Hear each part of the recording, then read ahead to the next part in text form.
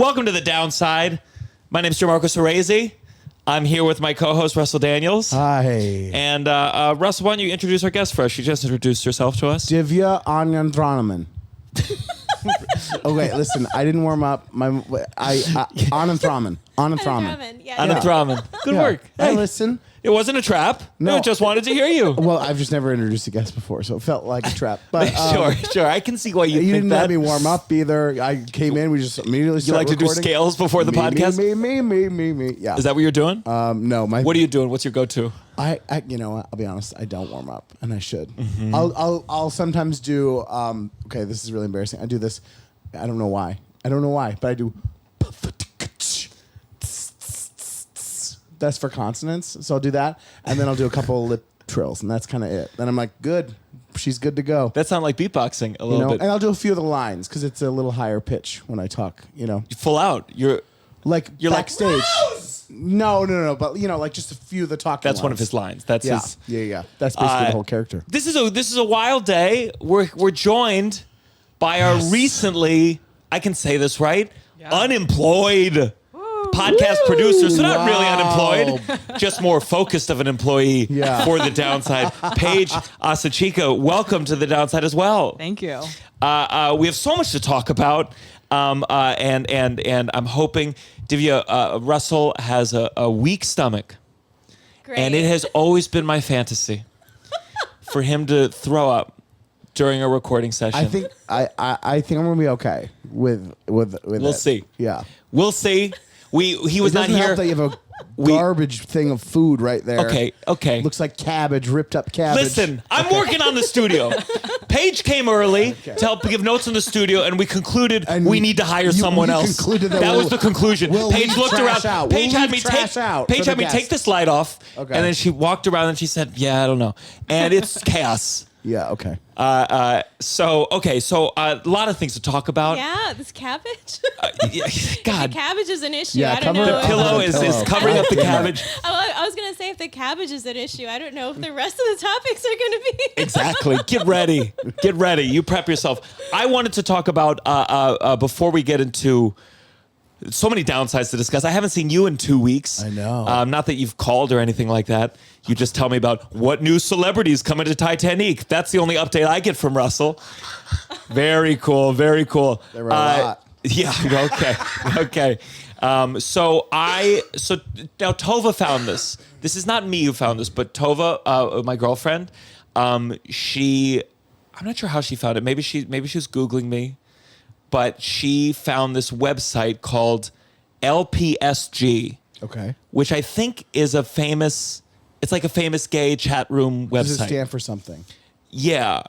And it looks like it's just a regular chat room, but then the ads are people sucking. Okay. And there's a whole It's a chat, chat room in about 2023? comedian Gianmarco Soresi, and it's pictures of me from my Instagram story, from Tova's Instagram story, my God. lounging, super hot, kind of nerdy NYC comedian.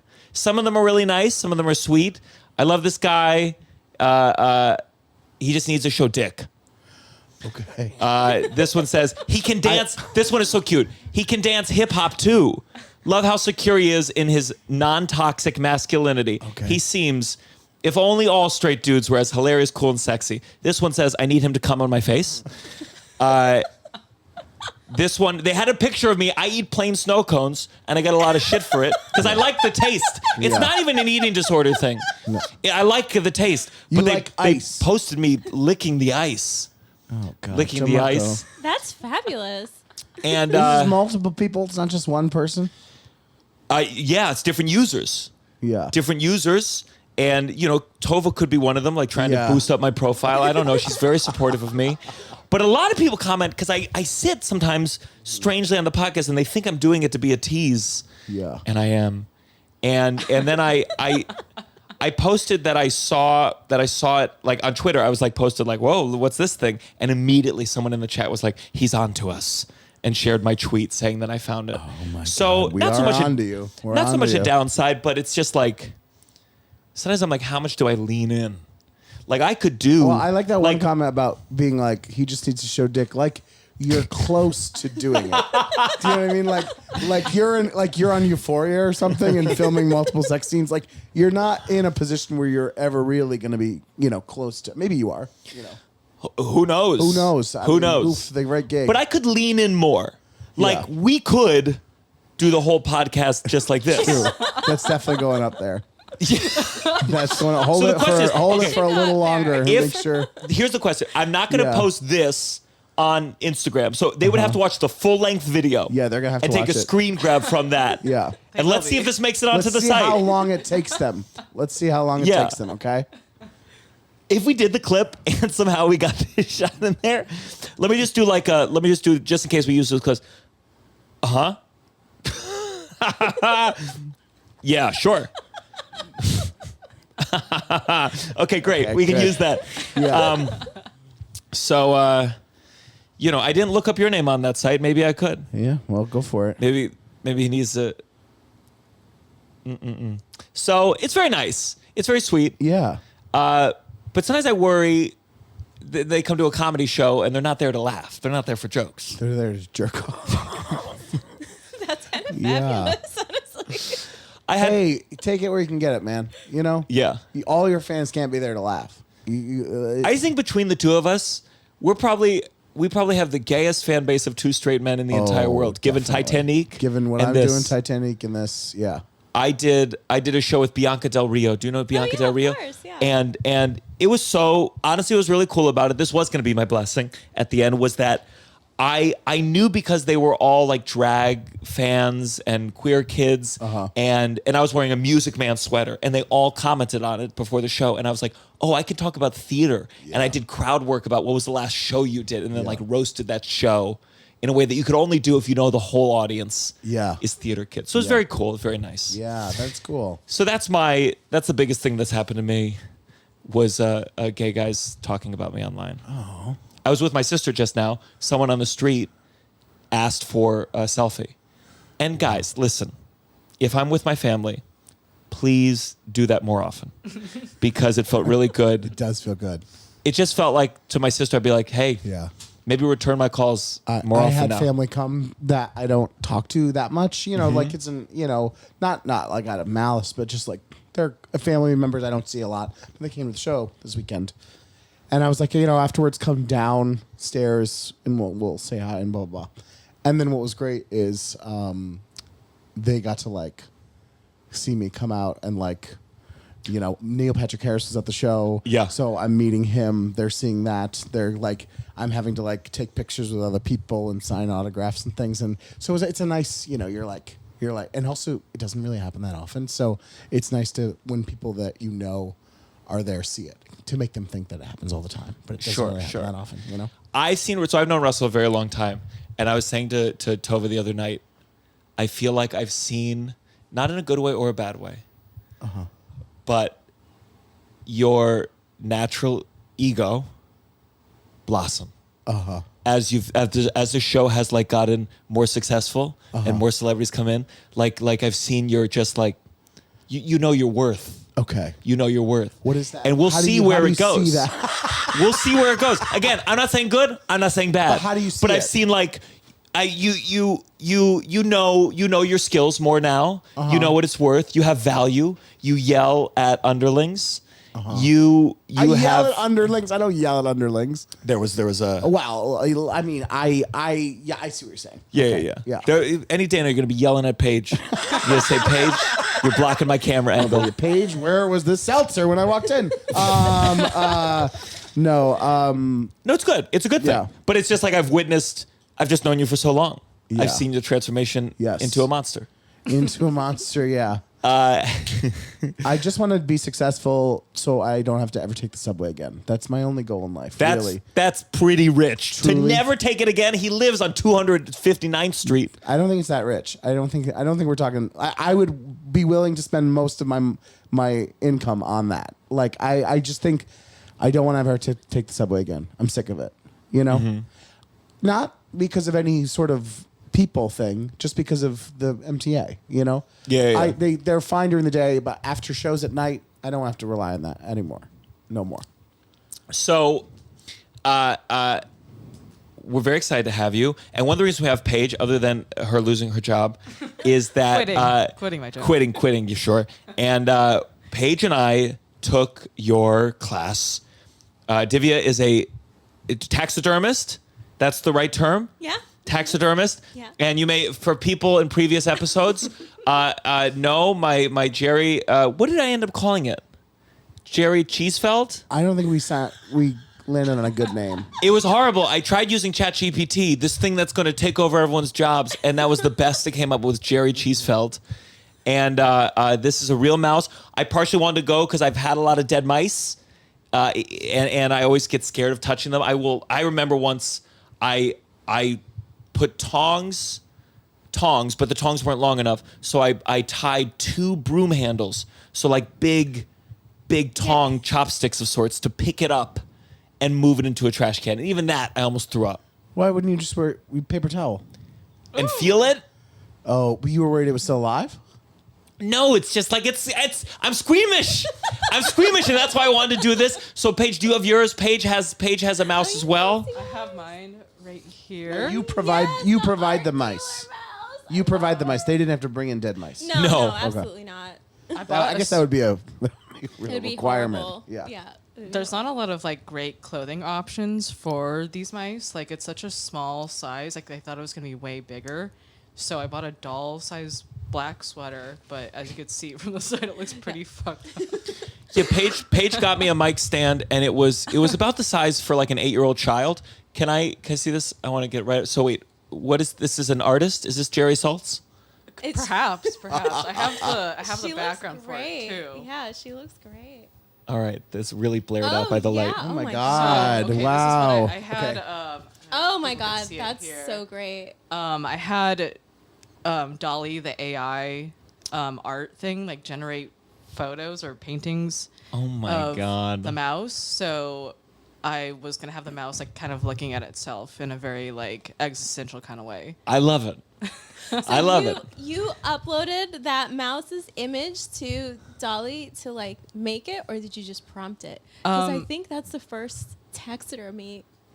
If you put the image Really? of the taxidermy, I don't know anyone else that's uploaded an image of their taxidermy from their class into an AI. So No, I that's didn't. amazing. I didn't upload the photo of Oh, it. I okay, just okay. like gave it a text prompting like Oh, okay. make a surrealist painting of a mouse wearing a black turtleneck with glasses, and that's what it came up with. Wow. I'm trying to think of the illustrator who could have eaten lunch if you had gone to them instead of the She wouldn't dolly. have done it. But though. that's the point, know? because I worked in art, so there's this huge discourse about like the Yeah, legitimacy of Gianmarco. AI art. So it's like an art critic, like this mouse is wearing a very stereotypical like art critic Sure. kind of outfit. Are you too and- worried? Oh, so sorry. No, I'm done. I had an AI question for Do you both see what of I was saying earlier about the ego blossoming? Yeah. Do you feel it?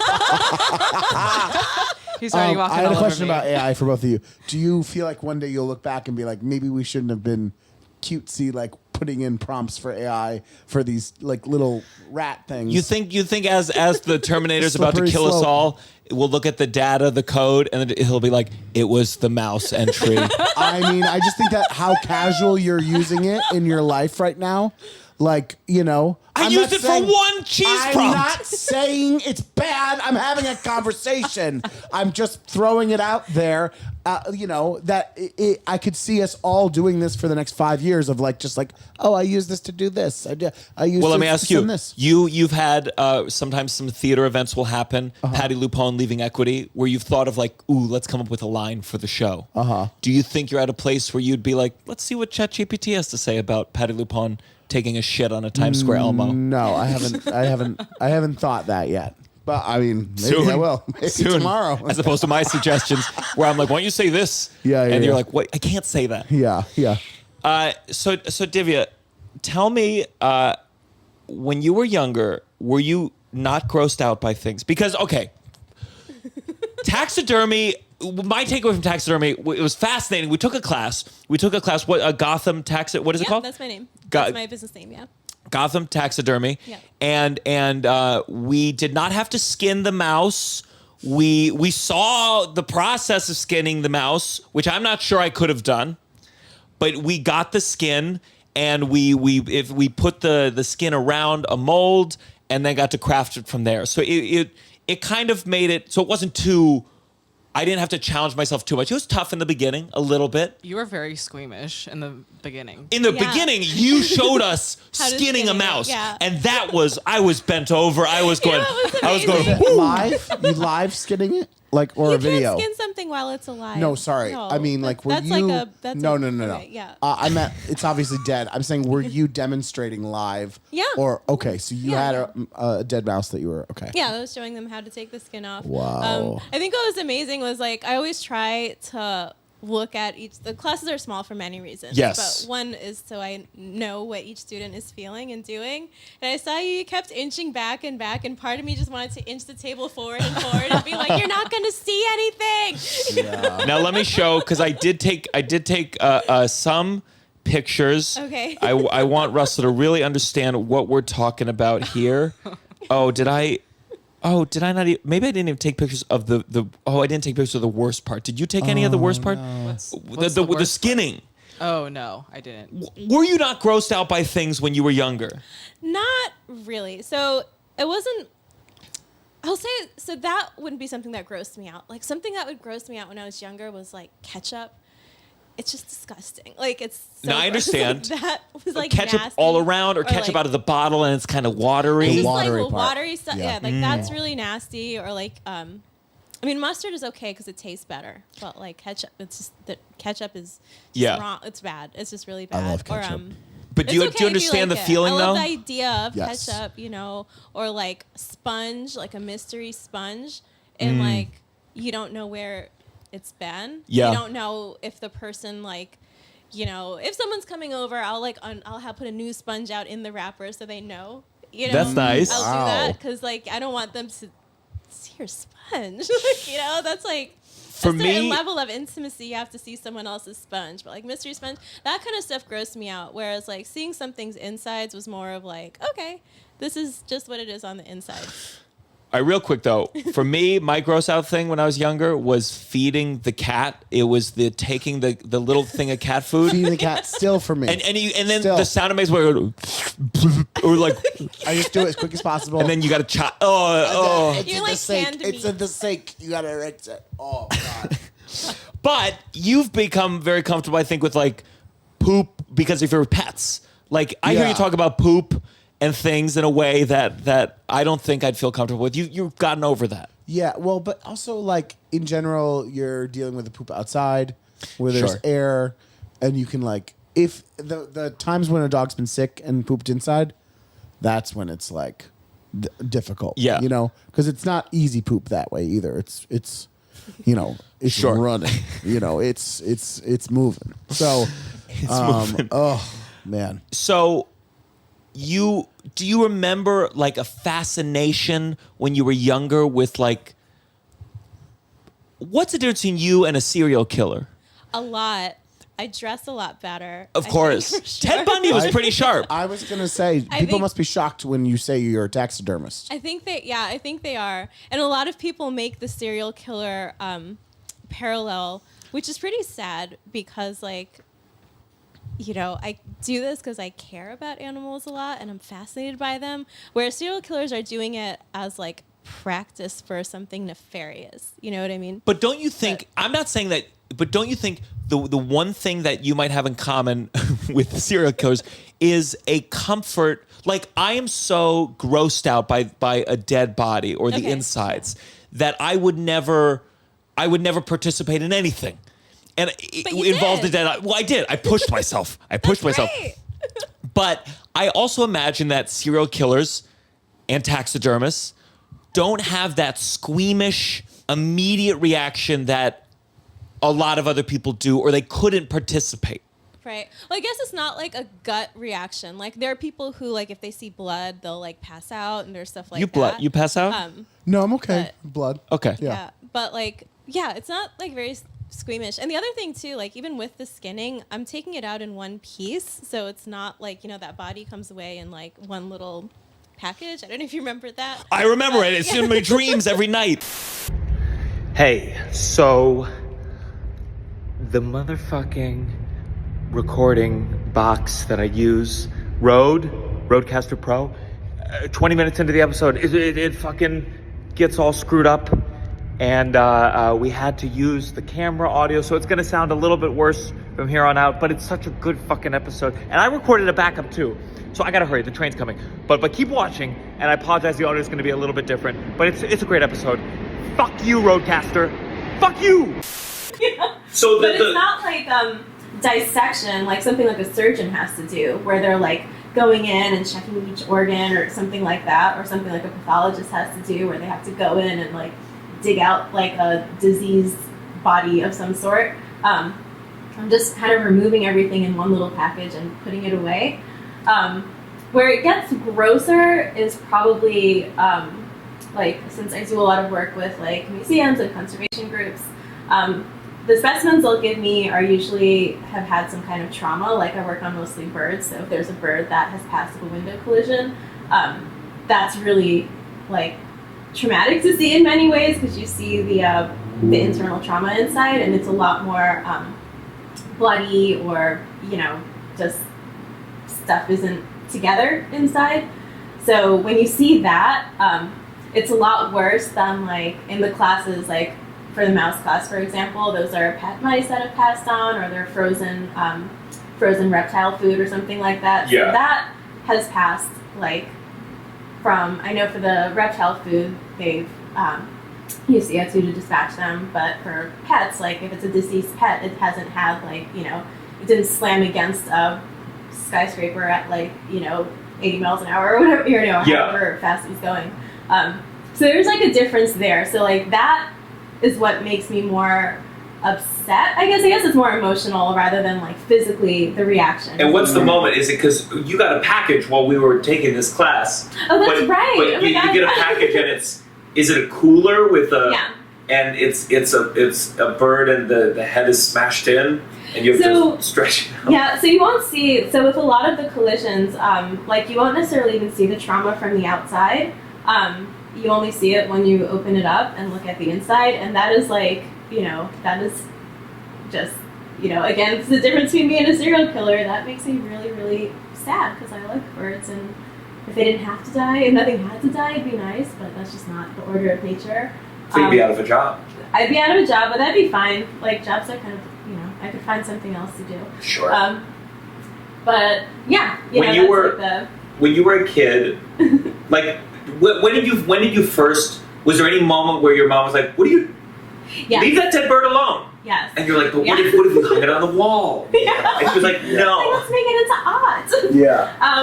So that moment for me was, so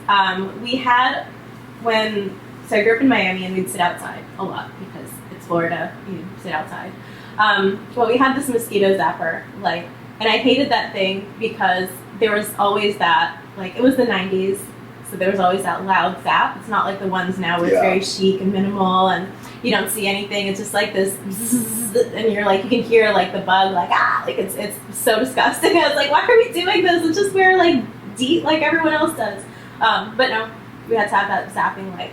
So that light didn't just like get bugs in it, but it had a lizard in it one time, like a little one of those little like anoles, if you've gone to Florida, you've seen them. I went to University of Miami, so I had a lot of lizards. Yeah, lots of those little lizards. So one of them, like a really tiny one, like crawled up into that light, like I think chasing after a bug, and then that got zapped, and I like cried and went inside. But then I came back out a few minutes later and was like, I felt bad for it, and I was like, I had at that time like a collection of like rocks and seashells and like pressed plants and little flowers and stuff that I kept, and I was probably around like 7 or 8 at that time, so I was pretty young. So I did that and came back out and was like, maybe, I have these other preserved natural artifacts. Maybe I can keep him with my, this poor little lizard, like this terrible life, like maybe this terrible end to his life. Maybe I can keep him with my rocks and my seashells and my plants. And I put it there, and of course my mom was like, what the heck are you doing? And I was like, well, I have like these rocks and seashells and stuff. And she's like, yeah, well, but she's a biology teacher, so.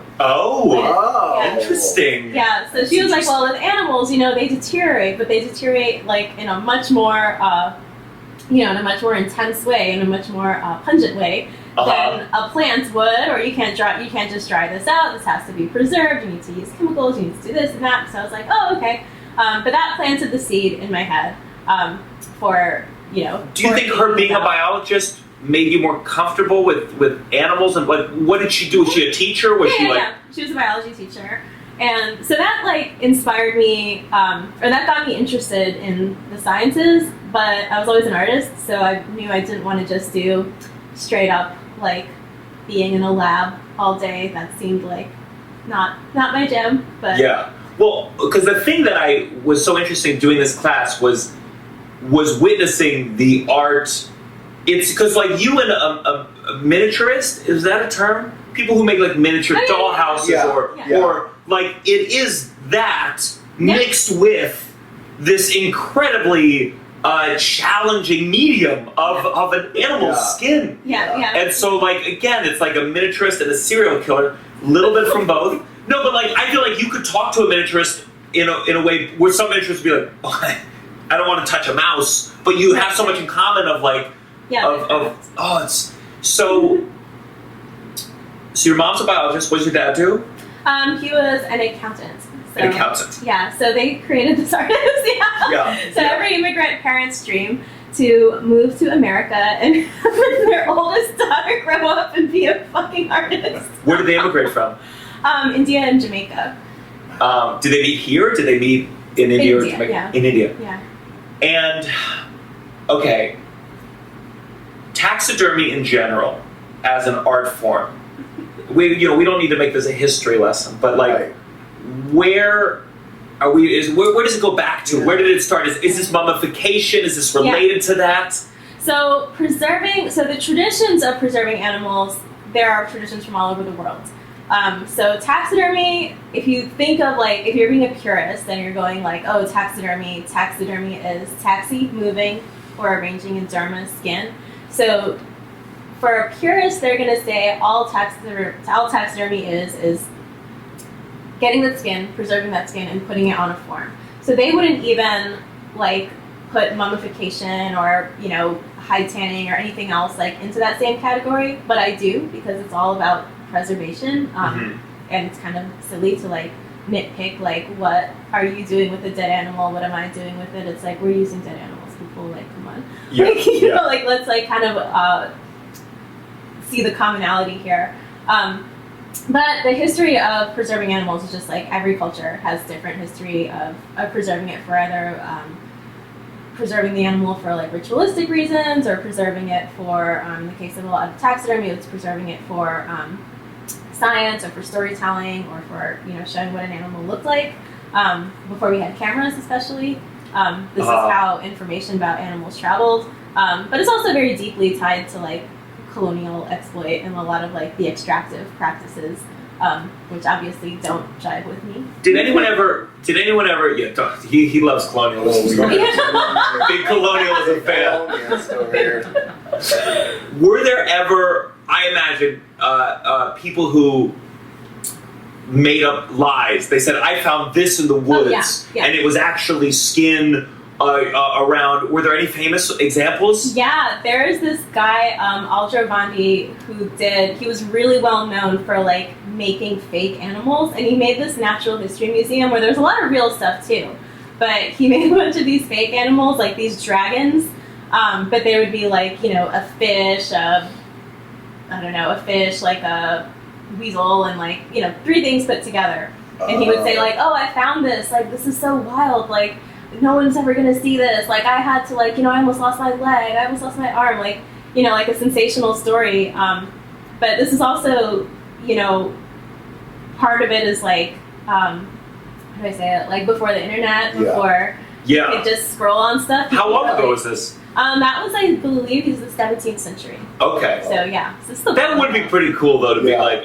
I'm sure people. I made this thing. People probably believe. Yeah, they believed it. Yeah, people believed it, or it just caused. Even if they didn't believe it, it caused a stir. It caused sensation. They didn't have like TMZ. You know, they didn't have like the fun, juicy stuff that we watch now. Yeah. Like, they had TMZ covers a lot of taxidermy these days. Yeah. Well, that was their form of like sensational entertainment, I guess. Yeah.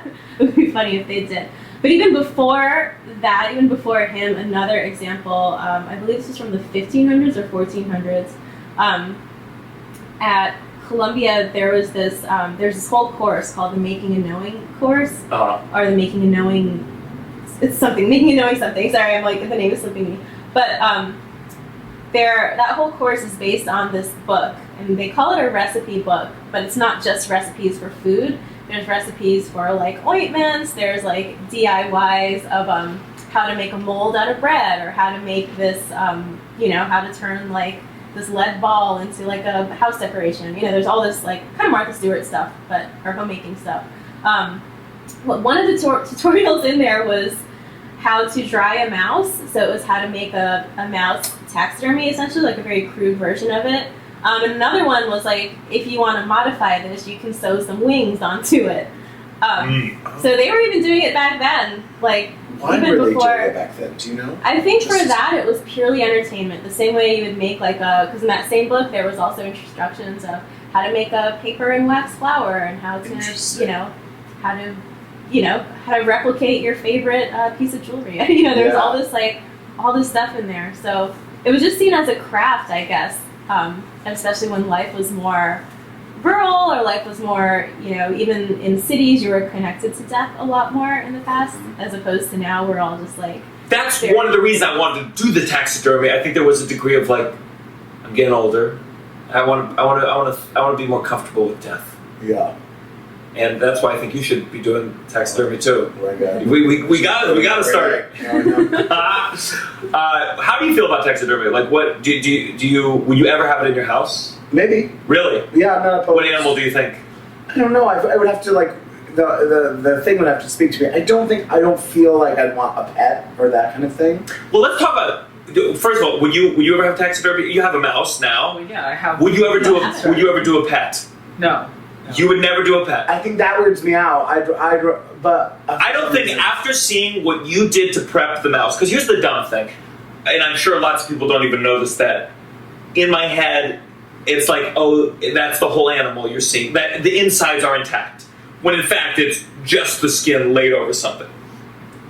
But seeing what you had to do to prep that mouse, to see the skin like you're taking off a shirt, but that shirt covered your whole body, and it's like you have the skin and then you have just the inside, the raw red inside connected, and then you have to like or cut. Seeing that, I can't imagine, and I know my pet would deteriorate or be cremated, but seeing that, I can't imagine being like, do that to my dog. Right. But I Some feel like people do. yeah, and also they're not going to watch it, and also having. Do they ever want to watch it? So, not really. The only thing I've had someone want to see, so most of the pet work that I do, most of it is for birds. The few mammals I do, because I specialize in small animals. 15 pounds or less, correct? Yep, 15 pounds or less. And even then, I'll even push it lower sometimes. Was it always that, or was there a time where you were doing a bigger? You've never done a bigger. Okay. Well, I've learned on bigger stuff, Uh-huh. but my interest has always been small animals Got it. because they're what I'm around. They're what I relate to the most. So. What was the biggest thing you had to do when you were learning? An elk.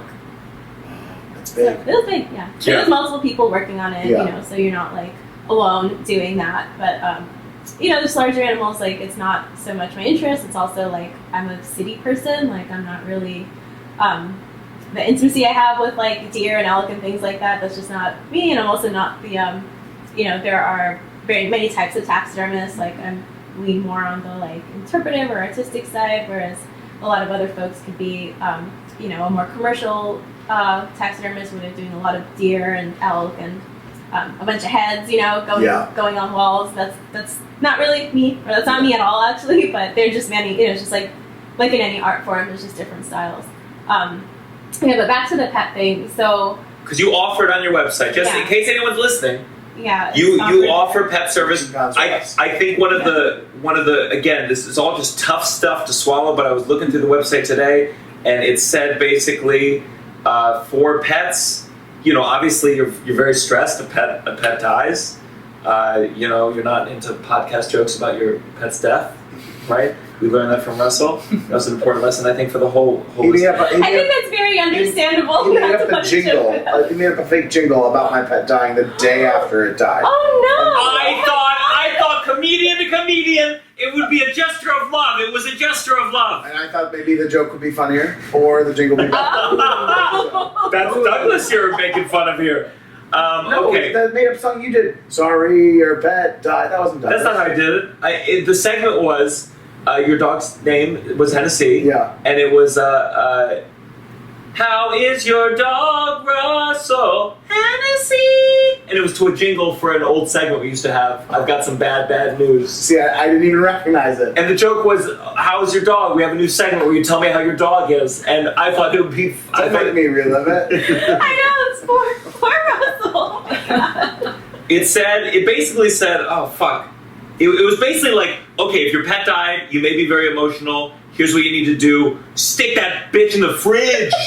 Stick it in the freezer. In the freezer, not the fridge. Not the fridge. It doesn't say stick that bitch, does it? No, No. it doesn't. Absolutely I was not. like, that doesn't feel like your It's a dog. female dog. But okay, so let's say someone's listening right now and they're enjoying their podcast and they look over and oh no, Fluffy's dead. Oh, I'll get him stuffed. And they're very cool about it. They're very chill about the whole thing. What do they need to do right now? Just die.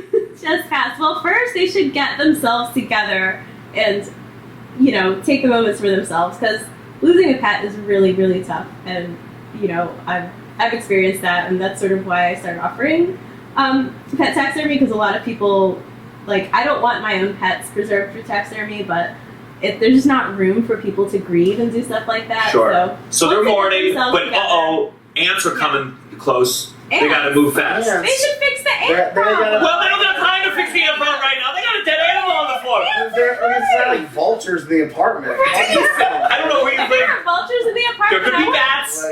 What do they need to do? What do they need to do? Dead bodies. Right, yeah, bats. Yeah. What do they gotta do? Yeah, they'll wrap their pet up and put their pet in the freezer. And then Wrap it up in a blanket? Plastic? Yeah, in a blanket. Saran or wrap? plastic. Oh I my mean, god. saran wrap would be a lot. That seems making it more difficult. Is there a thing that would be good? There's a thing to wrap it up with. Yeah, like a blanket is fine. Usually some plastic as well to keep, to. Are they gonna have to throw? If I put a dead animal in the fridge, I'm getting a new fridge. 15 pounds or less, so Yeah. it has to be small. Yeah. Would you, A freezer, if not you had to fridge. store your animal in a fridge, would you continue to use that fridge for ice cream? Definitely. Why not?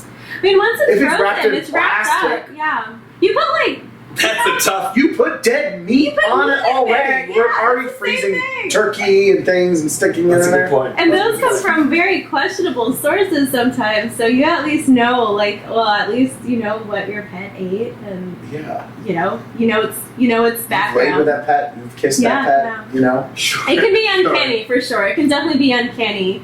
There's definitely. It would be tough to use the It's fridge tough to regularly. use, yeah. It would be tough to go in there for ice while Yeah. the dog's there. Okay, well you're not gonna But that's- have it for weeks on end. It could be a while. You're very Oh, It busy. could be, I see, yeah, I it could see. be a while. So what I usually tell people to do if they're considering it, that's why I have all that info on my website, is so they can plan ahead.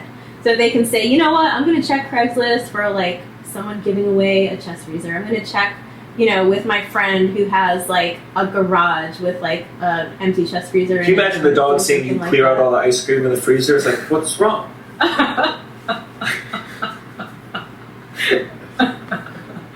I think the dog is probably worried about other stuff. You're if it's picking up the dog not- let's see if he can fit in here. Okay, Yeah. that's good. I think we're fine. Yeah.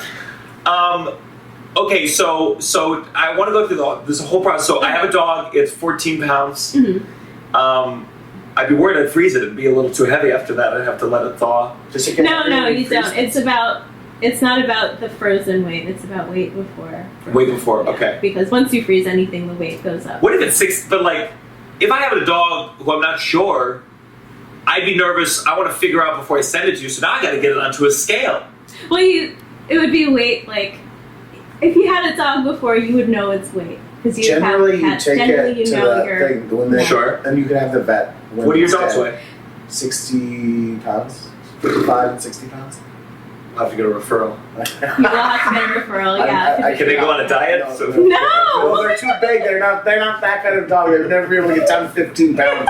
Now you're giving his dog eating disorder. Oh my goodness. But this is that's serial killer shit. I'm the other part of the serial killer. Yeah. Listen, if I wasn't squeamish, we'd be in trouble. Yeah. But thank God. That could be a funny character, a squeamish serial killer.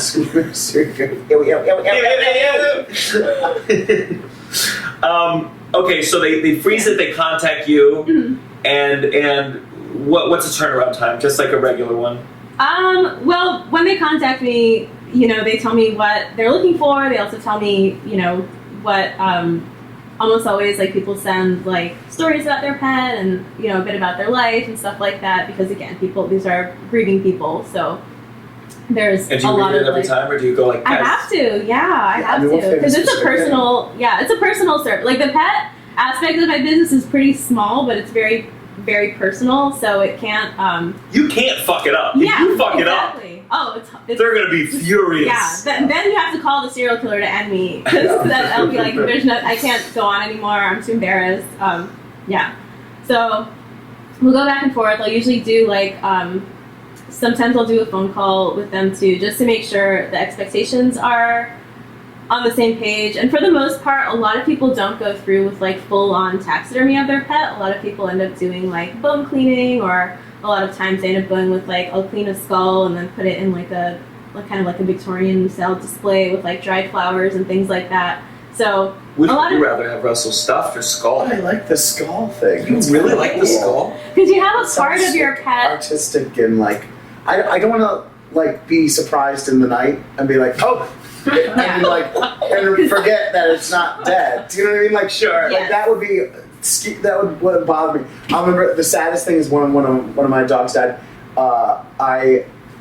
The next night or the couple nights that week, I would always, when I got out of bed, make sure to like step over where she laid, and I did that, and I was like, no, she's not there anymore. Anyway, so I wouldn't want to just have like the body in the corner staring. Yeah. That would upset me. And the other thing with taxidermy too is like, as anatomically accurate and as like technically perfect as it can be, with a pet, you're not doing an animal. You're doing someone's memories. You're working with someone's companion. You're working with their like, you have pets. I have pets. Like, I know, like, you can put my gray tabby cat in a room full of like 30 of them, and I'll know it's him. But you don't know who it is because you don't live with him every day. Yeah.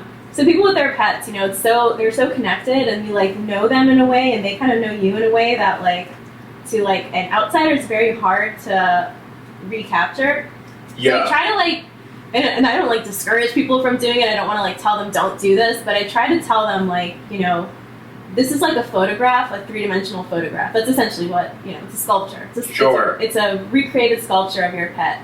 So even though I always like, and even if someone wants full-on taxidermy, I'll usually tell them to do sleeping, like a sleeping or restful pose.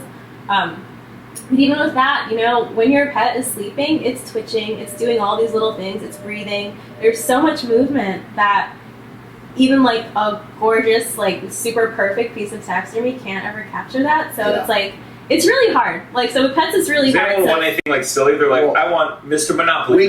Winking, like, Yeah, there have been people who have requested some really, someone wanted their cat jumping, which I was like, this, like, technically should, I have 4 cats, so like, I know they do some funny stuff, but I'm like, technically this idea is good, but honestly, I wouldn't do it because like, it's so... Did they want it hanging by strings, so it's kind of like a... They wanted it, so if you've been around cats, they jump onto high surfaces, and some of them like have just like funny ways of jumping too. So this cat would jump on top of the fridge and then jump back down, and then jump on top of the fridge and jump back down. So it had this like routine that it did every day. Yeah. And then it got treats on top of the fridge. It just had this routine. So they're like, I want this jumping so I can remember my cat in this way that was always jumping. She was always jumping.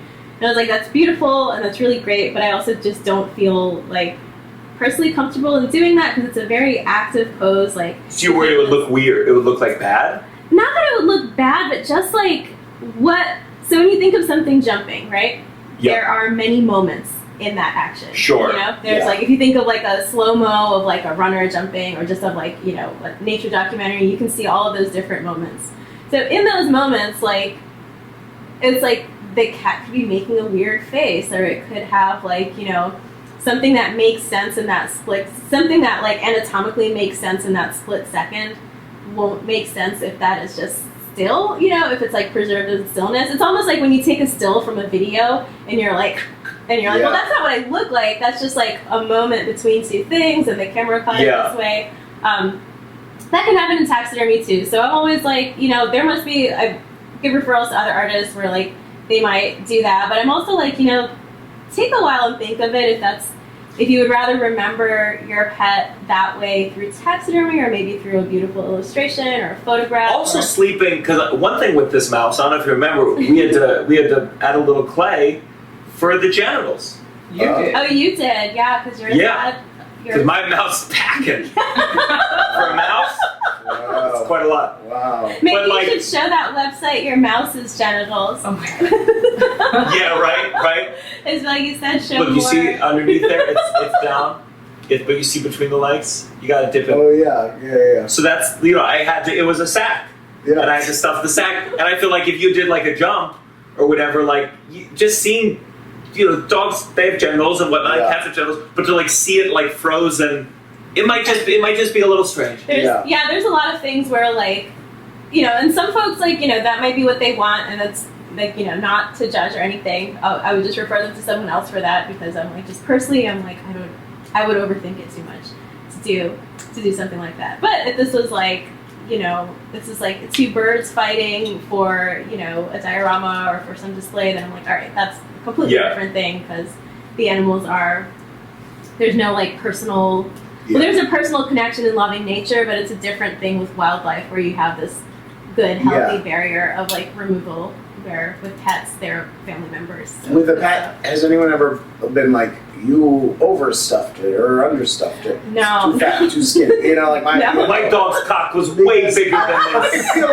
I feel like that would be hard to determine how much you're going to stuff, because then you probably get a fat pet here and there. Sure. And you're like, you know, I could take a few pounds off him if you want to, like. Well, I'll tell you, all of our pets I've seen pets, because most of the time when pets die, like most of the pets I work on are birds, which they normally die without a lot of, they normally unless they get sick or unless something happens suddenly, they normally don't have a ton of fat under the skin, because parrots can live for like decades. 80 years. Yeah, they can live a long time. How do you know that fact? Because I remember in 4th grade, Mrs. Kemmer came to our class and she brought in a parrot and she told us, I'll never forget it, she said, this pet is going to live longer than me. Yeah. This parrot's going to live longer than me. So my daughter's going to, we were in the 4th grade at the time, she's like, my daughter's going to inherit it because it could live 80 years or something like that. And I'll never forget, because I still to this day sometimes think about Mrs. Kemmer and think about if she dies when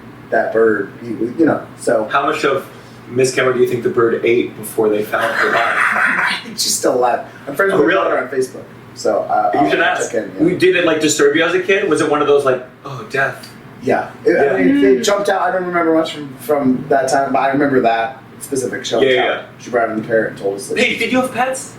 No, my mom is allergic to like anything that has fur, or anything that really breathes. So like we had fish. I guess that's technically a pet, but like kind of insignificant in my opinion. It didn't really last super long. So You can't stuff fish, can you? So you can, but it's done in a similar way. But a lot of times, what people do for fish is they'll do a cast and then paint it like a reproduction, and they'll paint it to look like the fish, because with any skin, once it goes through that preservation process, it loses a lot of color. It loses all of, you know, there's no blood flow going on underneath it, and as you saw, it's flat. Yeah. So it loses all that color. So with fish, a lot of times you can do a skin mount, just like we did with the mouse. But a lot of times people will end up doing a reproduction, especially if it's like a commercial taxidermist, because they're wanting to get them out the door. But yeah, I haven't done a fish before. I've done reptiles, but not a fish. Any other weird requests from these pet people of what they wanted? God, I think the jumping one was pretty wild. Other weird requests. I'm trying to think. Did anyone tell you too much of a story? Like, did they send you a novel and you said? Yeah, that's like, so when I was first starting out, there were a lot of people, and this is like sad, but it also like, you know, taught me boundaries, because I was like, oh my gosh, like these people have no one to talk, like some of these, not everyone, but some people, they're like, they really have no one to talk to. They're like, that animal was their life. And I get it, because I'm one of those people. I'm like, I have people to talk to, thankfully, but I'm also like, my animals that are in my care, they are my life. They are like everything to me. But it sucks to lose that, and then to be like, oh, I'm gonna talk to this person because she's clearly a fucking weirdo who, like, you know, offers this. So there's like that sense of approachability there, where, you know, it's easy for someone to overstep it, and then you're just like, why is this person, like, I'm in bed, it's like 2 in the morning, I just got up to pee, but there's like 10 text messages. And what are they writing you? About how could you feel his spirit? Sad, yeah, being sad, and then like some clients can go back and forth. So like I've definitely had a lot of like no-show clients, which really, really sucks for me, because if I have someone's pet all done up, then I'm like, oh, they're like, never mind. yeah. Or they're just like, it's too much, it's too heavy for me. What do you do with it? Well, now I make people pay up front, because yeah, because like that's, If you had a museum though of abandoned dead taxidermy pets. Yeah. I think that place would have the worst energy in the world. That would be. And you put up the email, so sad. and it was just like, No. that's the history of the pet. She's right. It's too sad. Oh, that's like really, yeah. They'd be fascinated. They left them behind. Yeah. Oh, the payback, like for the pettiness, putting up the emails, it'd be like, the invoice. Oh, here you go. You know, there's that. That'd be very petty, but. Yeah, I think even that pettiness in me would have to be drowned out. I could see as a villain, like a villain who takes taxidermy pets and pays more money so he gets to keep them instead of the owner, and he has a whole collection. I like that. Oh my gosh. Well, you can't sell. The other thing is you can't sell in the U.S. It's illegal to sell dog or cat fur. So if someone for example, if someone like had a pet parakeet and decided to change their mind and said like, you know, I don't want it, at least part of me could say like, okay, well, I can at least sell this parakeet on retail. But you can't do that for a dog or a cat. The sale of dog and cat fur is illegal. But you could taxidermy it for someone? Yeah, you can taxidermy it for someone. Are the laws frustrating? I feel like... No, I mean, I think they're great. I think... Yeah? Yeah, I like laws that protect wildlife, believe it or not. Are there any laws, though, that you're like, this feels... Are there any laws that feel dumb? No. Because you said picking up a feather in New York City is technically illegal. It's not in New York City. That's a federal law. So the Migratory Bird Treaty Act, yeah, that's a federal law. So that that's not any feather. Those are just for migratory bird feathers. So that feels like one of those ones that no one enforces if you find a feather. Yeah. So if you're like you know, that's one of those things where right on the spot.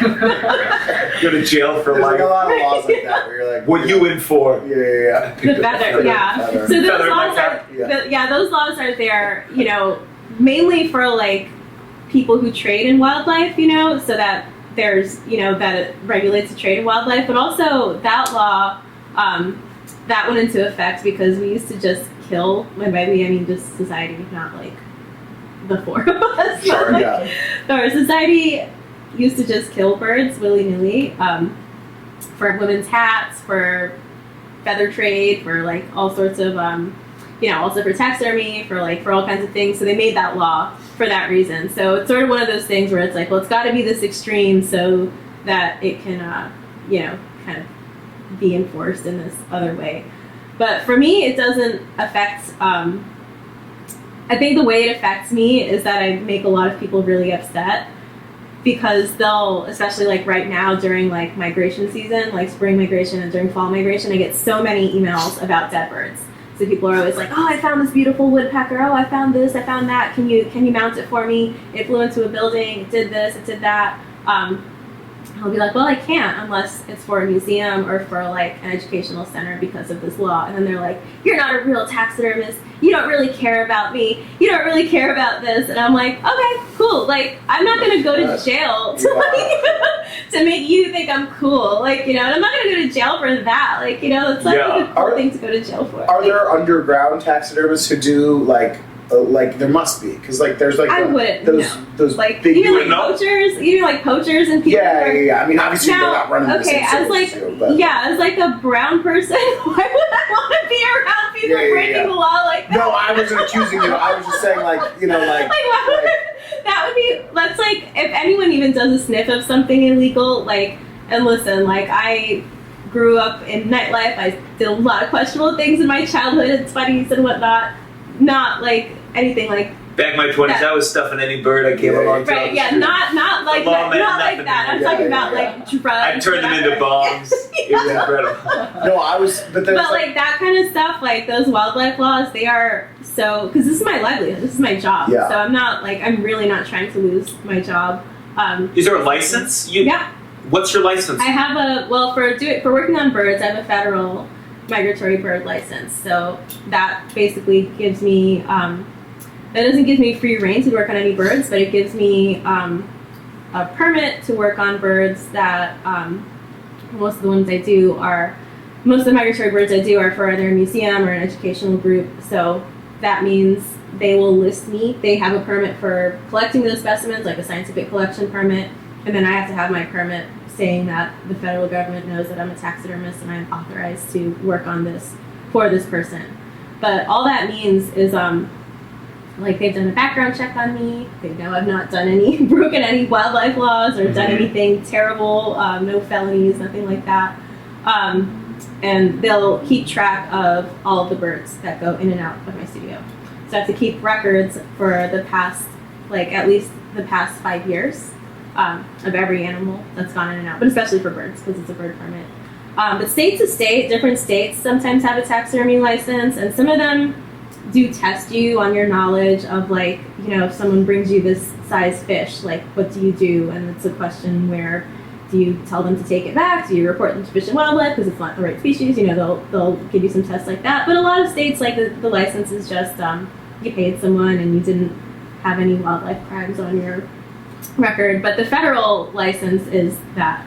So I wouldn't want to lose that. I wouldn't want to lose my job. So that's why I don't mess with anyone doing anything illegal. And for the most part, like the community of like this like newer generation of taxidermists is very much like that because they're very much like not wanting to ruin it because even even if someone's like, oh, this law sucks, it's this, it's that, just complaining about that is just going to make it even harder for us to like do regular legal stuff. They're going to say like, oh, well, we should just like regulate this in a way that, well, no one can do taxidermy, or like maybe we should just make it so that no one can mount any birds at all, or like making it harder. So I like don't want to be part of anything that could possibly make that happen. So. Yeah, I have a question. Where do all the insides go? That's a good question. So I was like, you can't just throw it in the garbage. You know that Subway tuna fish that you found out? Subway. Yeah. That's how I really make my money, is I sell all of the meat to Subway. It's hard being an artist. Yeah. So all of the insides, that's a really good question. So I have a colony of domestic beetles for skull cleaning. So I'll feed them to those beetles, but then I have all these little bones that I don't know what to do with. Even with the pets? It depends. So with pets, oh my god! It depends. Pets, people have to say what they want done with every part, like of the pet. So for the most part, people will say they want the remains that aren't preserved to be cremated, or they'll take it back for burial or something else. But yeah, for like. And for the museum stuff, I send the remains back because technically it's a protected specimen, and they have to dispose of it in their in their certified facility. How do you send it back? Frozen in a cooler, and labeled. All of it is labeled too, because it has to be like, well, this is this species. Like it's like crossing all the T's and dotting the I's for anything that's a protected species. It's super super important, even for the insides. But for anything that I don't use, I have friends who do like bone work and stuff like that, so I'll just give it to them. So nothing is wasted. Although you can, I think in New York, the law is if you find a dead animal, or not the law, but I think one of the disposition you're supposed to do if you find a dead animal is very undignified. You're supposed to bag it, write dead animal on the bag, and call 311 and put it out on trash day, which is like, it's like the worst thing you could do to like a sentient being. Like on It's this like trash a Christmas bag. tree. I know, yeah. Putting it out there on the corner. It's so sad. Now, I asked this in the class, and I probably should have not. I think the other guests were uncomfortable. Human beings. Oh right, yeah. Yeah, they started crying. I was like, are there any countries where they do taxidermy for human beings? There aren't. I mean, there's like humans that have been preserved, like, you know, like the bodies exhibit and stuff like that, but it's not taxidermy. Have you been to the bodies exhibit? Have you been No. to the bodies exhibit? No. I went to that. Again, I went as a challenge. This is when I was really going through an existential crisis. Uh-huh. And it's tough. It's just, I remember holding a brain. And like, they were like, here, you can hold the brain. And I probably held on to it like way longer than they like wanted. Like I was like holding Were it. you wearing gloves? No, it was like a It's mama. fascinated. Yeah, that word. And I just like was looking at this like, this brain had desires and it had an identity, and now I'm holding it for $20. Yeah.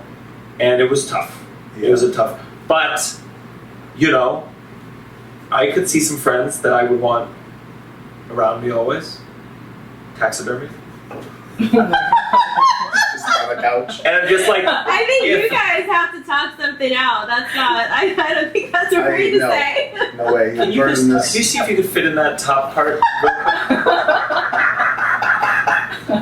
Okay, let's just hypothetical game. Okay. So Russell dies. Yeah. What country do you think I'm most likely to be able to get in taxidermy? I don't think any country, because so as you saw with taxidermy, you're taking the skin off, putting it back on the form. Even though we're mammals, we don't have a lot of hair, so it's really tough to mount skin that's not hairy. Like if you look at, for example, pig taxidermy or like even reptile taxidermy, anything that doesn't have hair on the skin, it's very difficult. Okay, good. I'm glad I wasn't the only one. So a lot The of fact that people- you brought up pig taxidermy to Oh my Yeah. god! pig taxidermy, Pig tax- hippos. Pig, uh, elephant. God, He is. No, it's only Russell. Russell gave me a look. I I had it in my head and I said, don't. Because look I almost too made a joke, and then I knew he was going to make a joke. So, I didn't even mean it like. no, we know you didn't. We know you didn't. This is all us. But yeah, even just like anything hairless, it's hard to do taxidermy on. So that's like from the technical aspect, there's that. Then there's a legal aspect. So I think it would just depend state to state and country to country what they will allow you to do with like, in your will with your remains. Like I will get, that's the other like wacko call I get is people who are like, I want you to stuff my grandma, or like, oh, I have like this, and I'm like, you're stupid. Like, why did you waste my time? Like, you know, I don't reply, but I'm like, why would someone like, who has the time to write this to me? But you know, I guess you would have to look at, what you can do with your remains. I know that some people, I have been contacted by people who have like gotten like a hip replacement or something, or have gotten a part of their body removed and wanted that preserved. Sure. And I've referred them to people who do that. So that is legal. It depends. It depends on Wow. the state. It depends on where you are. But even something like if you think of like when you get your wisdom teeth out and if you want to get them back, different people have different rules about it because technically it's medical waste. So Sure. it would really That's an example of a law that bothers me. Where like if it's your body, you get it. yeah. I think. Yeah. I mean, like people do that with their like placenta for after they Yeah. give birth. Like they'll take it in a pill or they'll bury it or they'll use part of it. So it really depends on. I would want the placenta taxidermied so it's jumping onto the fridge. If you had to A be, jumping placenta would be pretty incredible. your body was going to be Sure. taxidermied. Sure. Where would you want it to go? In what position? Where would you want The it to main sit? room at the Comedy Cellar. Okay. On stage doing my signature lean. And every comedian, and it's got to be in the middle. Yeah. So the You know, comedians you know, have to work On the around. holidays, you're going to be putting a Santa Claus cap on. Yeah. Cinco de Mayo, sombrero. That, yeah. I like that. I like it being comedic and fun. Yeah. And the comics can do jokes about it. Yeah. Like, oh my god, this is the least stiff I've ever seen him on stage. Something like that. What are you doing? No, I would never. You have to. Okay. If What are I you gonna have do? to? Yeah. Okay. Well, let's think. I guess. Get ready, Paige. I guess if I had to be taxidermied when I'm dead, I guess probably standing. I think like standing behind like an old timey bar in some place. That's great. Kind of like just like kind of like this with this like greeting people as they walk in, you know, like with a smile, you know, and it's not a bar that I went to a lot, so people are like explaining the story like this was this guy's wish. He wanted to be taxidermied and put in this old. Was this his favorite bar? No, he never actually was even here. He came in and got a water once. There is that guy, I think it's Grover Krantz. He's in the Smithsonian. He was a scientist that, it's not taxidermy, but he got his skeleton and his dog's skeleton are That's in cute. there. Yeah, it's really cute. So they're both together, and the dog is like, and again, it's both skeletons, so it's not like too uncanny looking, but yeah, the dog is like a big dog, so he's like, the paws are on his shoulders. It's really cute. That's You gotta sweet. look that up. That's really sweet. That is sweet. Paige, what are you doing? Yeah. I'm standing in the corner of a room, like standing over somebody's bed. Ooh, that's good. I like that one. I changed my mind. That's a good one. That's good. I'm trying to think if I lost a limb, I could totally see. Would they make a mold of the dead so they knew how big my feet were and? It would be, so when people get something, like if you lost a limb, some people want the bones cleaned and they would bring it back. It's really rare. I haven't heard of anyone who got the limb given back as taxidermy, if that makes sense. You know, because it's just like a lot. Like, who's going to do that job? Sure. Like, I know but that. I imagine. Okay, so you, I'm sure within your profession, which is unusual. It's unusual. I think that's what we can use. There must be people within it that are even more unusual. Like, what are taxidermists like? Are there any like taxidermists? They're always late. You know, like what Is there are a stereotype for taxidermists? Oh my god, there's so many stereotypes. So most of the time people think it's like an old straight guy. That's the one in my hometown. Yeah. He was an old guy, always had overalls on. Yeah. You'd see the deer hanging outside his Yeah, shop. And he basically, his face was just a beard. Yep, it that's was like the whole the. They think of like, you know, the mountain man. They Yes, think of like that as like the stereotype, you know, or. Are there a lot of that as well? Like, is there? Yeah, There that's is a like, lot of that. Yeah, which is like, you know, that's the majority of, like, I would say the majority of the field is like older, straight white guys, like, you know, And it's like the are you able to click with them on like taxidermy stuff, and they're like, whoa. There is, so it's been really interesting because like the people that have been my like closest mentors and allies are very much not like me, you know, they're very, very different from me, but we do click in that way, which is really, really beautiful, because, you know, we can bond over this shared love of animals, but it's also like been a really good filter for me to be like, okay, if I go into this convention or if I go into this like taxidermy space, who's going to, like, I'm there to meet people, I'm there to, like, you know, talk about and be among taxidermy and just focus on taxidermy.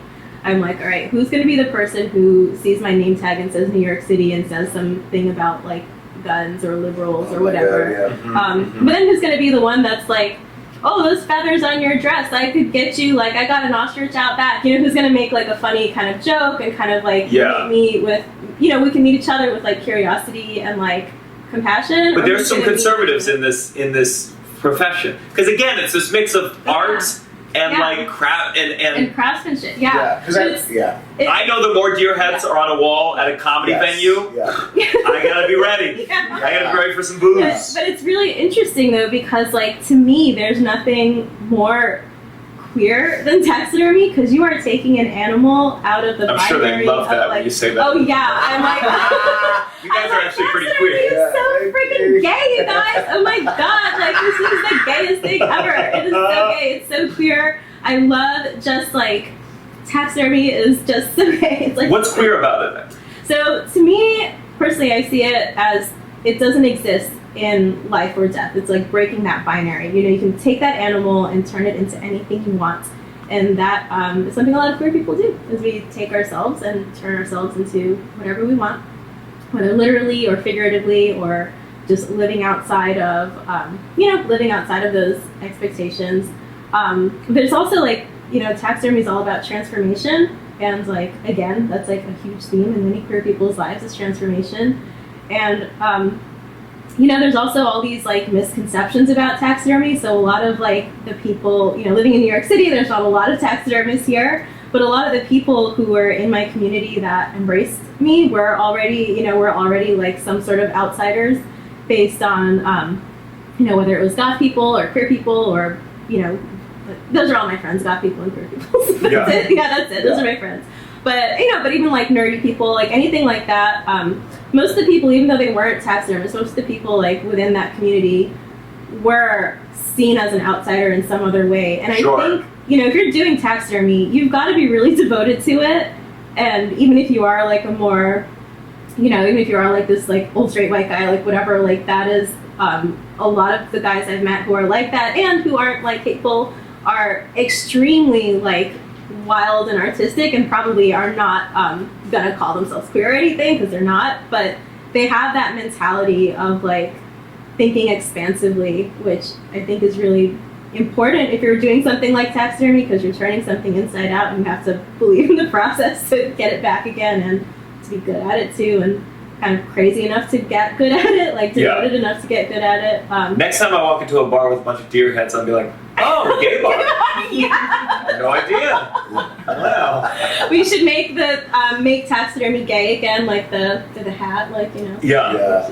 I just love the idea of this convention because I think it's always interesting whenever you have, especially in a politicized society, an interest that like overrides those and forces you to be together and acknowledge that you love this thing. Yeah. It's definitely interesting. It's definitely for me it's been eye-opening because I'm. Do you feel like some species, like do you feel like bird taxidermists are more queer than deer taxidermists? Oh yeah. It's crazy. That doesn't make sense. Birds are gay. Birds are gay. Deers could be gay too. What's gayer than a bird? Yeah, seriously. It's gayer than a bird. You've got feathers, you've got colors, you've got dances, you've got songs, rituals, mating rituals, eggs. Eggs? You can't have brunch. What's more queer than brunch? I like that. Yeah. Okay, that was fantastic. Let me just make sure I didn't miss anything here. We forgot to play the theme music. Oh my god. Paige. What's it like? This is the downside. 1, 2, 3. Downside. You're listening to The Downside. The Downside. With Gianmarco Soresi. Welcome to the downside. My name is Gianmarco Soresi. Listen, here's a couple quick pieces of business before we get to the rest of this episode. We did some of these out of order. So basically, Russell booked way too many dudes in a row, and we had to mix it up a little bit. So if like for example, during the Patreon section, if you're like, oh, why is Gianmarco reading the joke? It's better when Russell does. We know it does. Yes. But we record it out of order. So bear with us. We'll get back on track very soon. This is coming out next week though. So I did want to say, if you're a fan, join the Patreon, patreon.com/downside. You get bonus episodes from the past. You get all of our live episodes, including the one we're recording tonight with Molly Kearney from Saturday Night Live. You get my comedy special, The Rats Are in Me. And we're almost at 150 patrons, and we'll do that. Russell and I are recording all the New York Times 36 questions to fall in love to. Yes. See that happens. Yes. We'll see if we're as queer as taxidermy by the end of that. And it's going to be multiple episodes because we actually already recorded some of it. We recorded one. We got through what, like 8 questions. 8 questions. So it's going to be, and then once we hit 200, there's lots of bonuses. So join the Patreon, even if you just want to support the show, patreon.com/downside. We're grown, and we got to grow fast because Russell, who knows, maybe something good happens to him soon. Okay. Going on to our next segment. Nope. This has gotta stop. This has got to stop. By the way, I was going to play, my girlfriend's night terrors are on here, and with her permission, but she had I think I can share this, she had a sleep doctor appointment over Zoom, and I was like, oh, can I please be there? Because I felt like it doesn't affect her at all. So I was there, and I basically ran the whole session. The doctor was like, so we'll have your night terrors been? I was like, okay, I think I'll weigh in here, because she doesn't remember any of them. It's a fucking nightmare, and it's killing me slowly. Yeah. So I think she's going to do a sleep study. She did one many years ago, but she's going to go in and fall asleep at a lap. Yeah. There's a lot of pressure to be bad that night. Do you know what I mean? Yeah, well, she will have no trouble with being bad when it comes to the sleeping. Because what if they're like, she's great, well, clean bill. Then I'm gonna flip the Sit account there for a week. Yeah. You need a longer period. I want to go. Oh, I'm gonna look at, because my insurance won't cover it, but I want to go and do it too. Yeah. Do a full sleep. We'll have a sex session. Get the doctors to weigh in on that. How are we doing over here? This has got to stop. Do you have a this has got to stop? We can go first too if you want. Oh, yeah. Yeah, I'll go. So I guess one thing for me that has to stop. So recently I celebrated my birthday, and I did that with falconry, with live birds. So with live birds. Falconry, like you spent time with them? Yeah, with flying them across the field, learning about birds of prey, getting them on the glove. Not this. Obviously, they would eat this. Putting on like a gauntlet and getting close to them and all of that. But anytime, because of what I do, anytime I post a picture of a live animal, there are people, and this is, I think we can relate, because there are people who think they're comedians and they're not, who are in the comments trying to make a joke about, oh my god, you're with a live animal, don't you want to stuff it?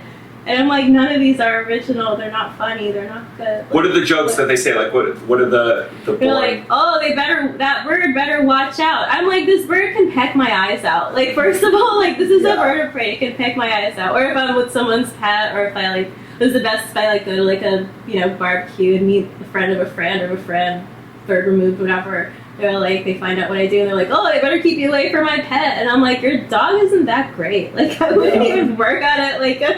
What are you thinking? let me live with live animals. Let me live with my live animals. Yeah. I prefer them that way. Yeah, there's sometimes you want a more boring job when you have to deal with interactions like that. Yeah. Where you ever lie in an Uber? No. Tell I think the best interaction I had of telling someone I was a taxidermist, and I have devoted, I will die for this lady.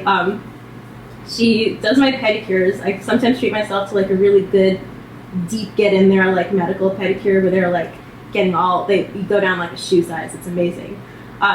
When I told the lady that I see now for my deep pedicures, she got all the clippings of this dead skin and all of that stuff, and she put it on a towel and showed it to me, and she was like, "Do you see that?" And I was like, "Yes." And she's like, "I thought you'd appreciate because you're a taxidermist." And I was like, "Thank you."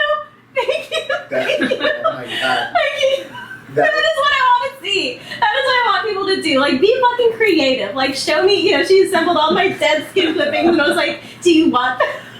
So instead of being stay away from my pet, be like, let me show you something in the freezer right now. That reminds me Show me some weird shit. Give me our friend Jessica's story about when she was a child. She would, without her parents knowing, she would collect their toenail clippings, and she would store them in her doll. I don't remember. And they for a long time, she would just go into their bathroom and collect their toenail clippings or their fingernail clippings, and then. And she got caught, and they were like, "What is going on?" For a parent, they'd be like, "What is going on?" Anyway, shout out Jessica Fry for being. Jessica Fry. Did Thanks she for do- listening to this one. Does she do pedicures now? Do you know? I don't know. Maybe that's who it is. Oh, no. I No. don't. No. I thought no, she doesn't. She's an actress, so give it a couple years. Yeah. Paige, this gotta stop? I do. Tell us. I think white people should stop putting soy sauce or shoyu on white rice. Okay, we got a problem. Why? What are you talking this about? In the context of like, if you're at a Japanese restaurant, and you're eating something like, if you get a side of white rice that's coming with like salmon or like other like main kind of foods, then like some people will put soy sauce on top of this plain white rice. It's rid of all the. But like people put soy sauce on white rice so as to like make it more interesting or whatever. Like the white rice is supposed to just be plain. Like the salmon that you're eating is already so salty. Like you need white rice to like kind of balance it out. Yeah. I'm not talking about like a struggle meal. Like you're at home. Like Uh-huh. I need something to eat. Like do that whatever. Like I get that. I eat fried rice at home. Like I throw in some veggies or whatever too. But if you're at like a Japanese restaurant or something and you get white rice, please don't put soy sauce on it. That's good because my This Has Gotta Stop is about Japanese people. So we'll get to that in a second. I just went to sushi the other day, and I went through this dilemma, and I decided not to because I was like, I think that this seems gauche to put this. If you overkill, really? It was a nice place. I was like, I'm gonna trust it to not like have to use the soy sauce, and it was delicious because it was a good sushi place. Of course. You know? But I went through that, and I thought about it for a minute, and I almost did it, and then I was like, no, this. Why would I do this? I'm not at home. I'm not doing that. It totally makes sense to me, and I don't know what I do normally. It makes sense to me, but that surely has never been. I didn't know that was a thing. I never put it in that context or understood why. But that makes sense. It would be like if a piece of bread came with a specific dish, it's not always meant to be buttered. If it came with like it's overkill. Yeah. Exactly. Very interesting. Okay. Very interesting. I have a one. You seem like a soy sauce. You seem like you. There's also people who think all rice, everywhere. like rice itself is a whole world. Like there's so many kinds of rice. Like as a person also from Asia, I know there's many rices, so many grains, like, and so many flavors and uses for the rice. And also different types of preparation. Yes, like if you're eating at a nice sushi restaurant, like that rice is probably pretty expensive. And like the whole preparation of like washing it. Like sometimes sushi chefs have to like go through like years of training in like how to wash the rice before they even get to like be a sushi chef. Can I ask you this? Caleb here could get mad that I share this. We went out to sushi with Caleb. He deposits the ginger into the soy sauce bath to let it soak. Instead of putting soy sauce on top of his sushi, he just then picks the soaked ginger and puts it onto the sushi, and that's the natural, some soy sauce from that. Is that weird? I mean, I don't think it's weird. I think it like makes sense. It's not like technically the right or traditional way to do it, but you know, that's not as bad as putting what you just said. No, because like you're eating sushi, so like you're supposed to dip like the sushi on its side, like in the soy sauce like dish or whatever, and then you eat ginger after your meal is done. It's like to cleanse. It's like the ginger is supposed to be something that kills like bacteria or like, you know, it's kind of just like a palate cleanser of sorts. But to eat it together, like I get it, you know, I'm not going to be like hypercritical about that, but next time we go to a meal, I'm going to be studying how you eat it and imitating it. Because I eat sushi all the time. It's in my rider. That's my comedy club rider. Is sushi. Really? Oh, I love sushi. I love sushi. But are you going to places? Do you ever feel like you're in a place that town that might not have? Yeah. I don't think anyone in Indianapolis is going to give me some sushi etiquette. Okay. That's for sure. No, I mean like But I mean bad the sushi. quality. Oh, yeah, bad. For sure. It just seems like a risky thing in some parts of the country to have in your rider. Sure. What's your stuff? Okay. I saw a sign the other day on the MTA that said, "We love commitment, folks." Okay, businesses, corporations, stop using language that you think will be relatable to us. Do you know what I mean? Like, why do you love commitment, folks? The MTA, you know, just stop. grow up. You know, it's so like you're a 100-year-old organization. You're not like a 21-year-old. Like, just shut the fuck up. Like, it just was so annoying to me. I wanted to tear down the sign and be like, and it's like to just get us to spend more money somehow too. Yeah. Like, what is this? How does this translate to? What are you trying to even say right now? There's a whole. It's the whole. I hate. Thanks for your loyalty. Delta thanks you for your loyalty. I'm like, I'm trapped. That's a relationship. We're trapped. I have to use you. I don't have to like you. I don't want to be your friend. I don't want to date you. Like, just stop. Yeah. So stop trying to be like. It's just a waste of money and campaign. Like, what are you campaigning for? I'm on your goddamn subway already. Like, I don't know what you're trying to sell me. So, anyways, don't take your signs down on the MTA. Anyways. I like that one. Yeah. Mine. This has got to stop. This is at New York airports. They do this a lot. They go, help us fight human trafficking. No.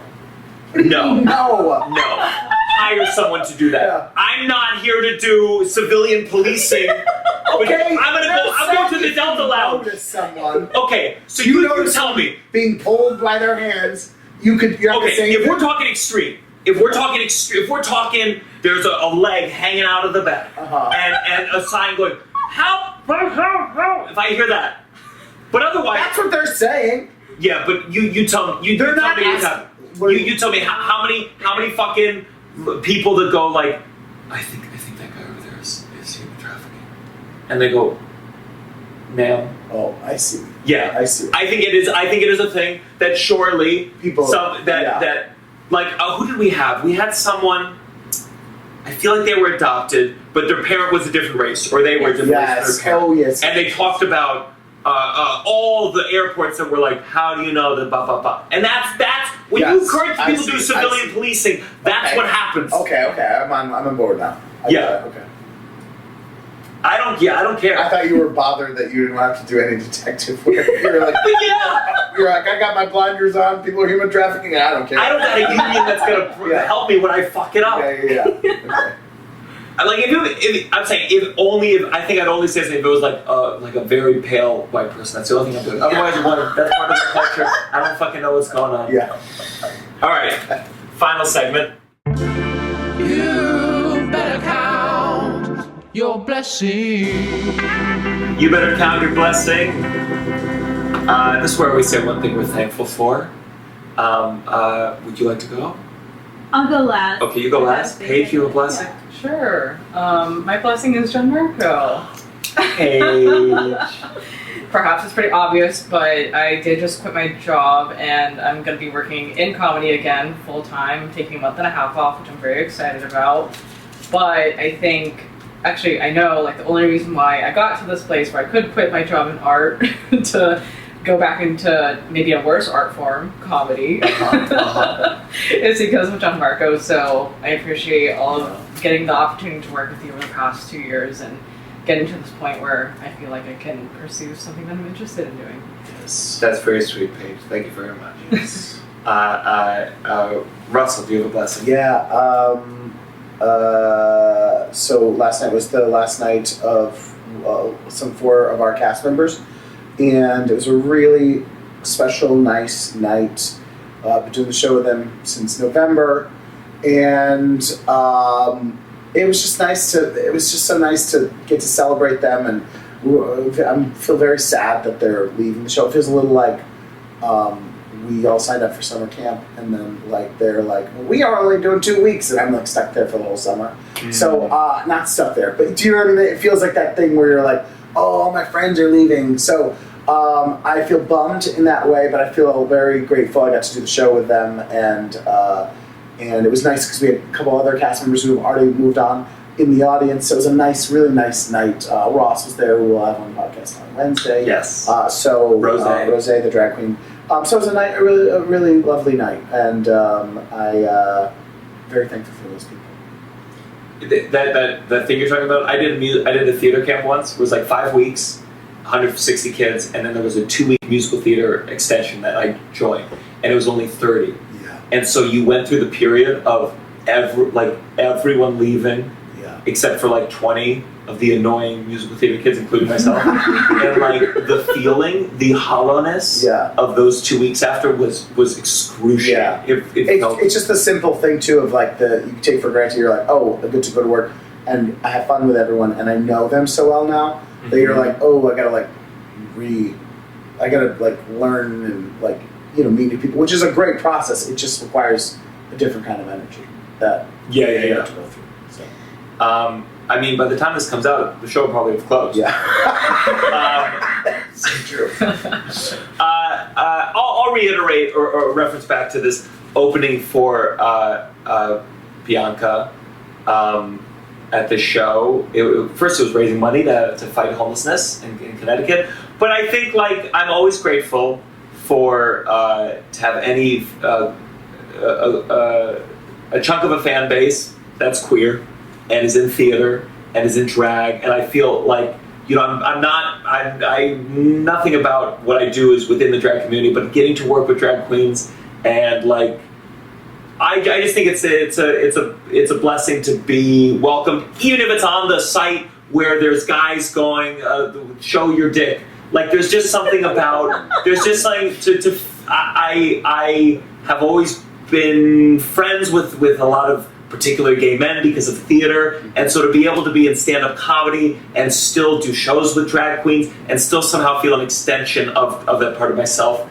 And the same way you're in Titanic, it's where I think I would speak for you too, where it's just like as straight guys, it's lovely that we can be there and be a part of that and be welcomed. Yes. And I know they were trying to get you to do poppers just for shits and giggles. Like that's fun. There were gonna be that's poppers fun. Get Russell to do them. I'll ask Rose to bring them on Wednesday. Let's do them. Do them on the pod. Yeah. And your blessing. Okay, so my blessing's probably kind of boring, but it'll be good. My blessing right now specifically are birds. We're in the tail end of migration, and it's been like really rough in some ways because again I get a lot of these like dead bird emails, but I haven't gotten as many this year because I was looking through this year versus last year. I was like, oh my gosh, I think I've gotten less this year because somehow I don't feel as like frazzled and stressed out. Maybe it's also the high of like from just celebrating my birthday and stuff like that, but I was looking and I was like, oh no, there were less, and I'm like, maybe something is changing. So I'm grateful for that. For maybe something is changing, or not, I don't know, but I'm gonna go. And also orcas are attacking sailboats. Yes, I'm very thankful for that. Like Nature's healing. Things are going on. Animals know more than we do. I'm all for I'm always like, take down the boat. But let me tell you, if I was on a boat and suddenly I felt some knocking, I'd be like, I'm sorry I went against my species. I'm sorry. Real quick for our patrons, this seems to be a hit. The last one we did, I'm gonna. Ooh, okay, this is good. So we're gonna scroll the patrons again. Patreon.com/downside. Join, and your name can be down here. We're scrolling as Russell tells this joke from Jackie Bartling's Ultimate Joke Collection. I got another joke book soon, so we got a lot. Okay. So Russell, here you go. Russell has not seen this one. This one right there. I can't even say this name. Iacovelli's eating a bowl of soup in a restaurant when he goes up and leaves without paying. The owner follows him out the door and down the street. Iacovelli walks into a whorehouse, grabs a girl, and goes upstairs. The owner walks in and asks the madam where the guy who just came in is, and she says, upstairs, first door on the right. He walks into the room, and there's Iacovelli going down on the hooker to beat the band. The restaurant owner says, hey, you left my restaurant without paying for your soup. Iacovelli says, there was hair in it. I ain't paying for that. The restaurant owner says, a hair in it? Look at you. You got your face buried in hair. Iacovelli says, and if I come across a noodle in here, I ain't paying for this either. I think it's so interesting. Where I thought it was going to go. Happy Pride. Yeah. Happy Pride. Yes. What's so interesting is in the book it says sex worker, but you changed it to No! Shut up! What a strange thing. Yeah. I'm sure the book made in what year says. Sadly, not that long Oh ago. my God. So thank you to the patrons. Join that list. Patreon.com/downside. Divya, where can people find you? Oh, you can find me. I have a website and I have an Instagram. Both are Gotham Taxidermy. You can find me on those. Check it out. Take a class too. Yeah. Take a class. It is really. Oh my gosh. I like if you want like an activity, if you want to get to know someone, if you want that like the fourth date, fifth date, you want to be like, okay, let's see how they handle. We've had feelings. blind dates. I've had Blind dates. I don't know if I can endorse that. That's a lot. It was a lot. Oh my god. Yeah. It's a really cool day. Honestly, I feel like it should be more of a thing. Paige, do you like people following you? No. No. Okay. Don't. If you're follow following Paige, unfollow her now. Don't follow me. Don't follow Paige. At Russell J. Daniels on Instagram, and come see Titanic the musical at the Dale Roth Theater. Well, you still can. This is June 13th. This is coming out. I will be at Pittsburgh tomorrow, June 14th. June 15th through 17th, I will be at the Detroit House of Comedy. And just in case we have these listeners, because this will have been announced by then, I'm doing a big Europe run. Milan, Italy, November 1st. London, November 2nd through 4th, maybe 5th.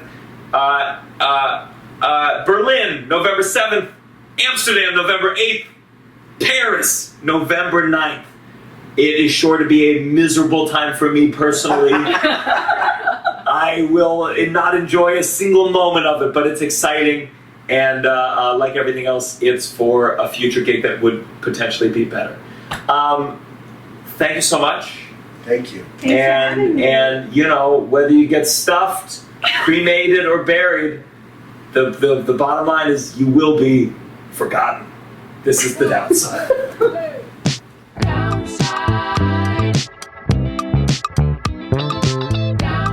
You're listening to The Downside The Downside. with Gianmarco Soresi.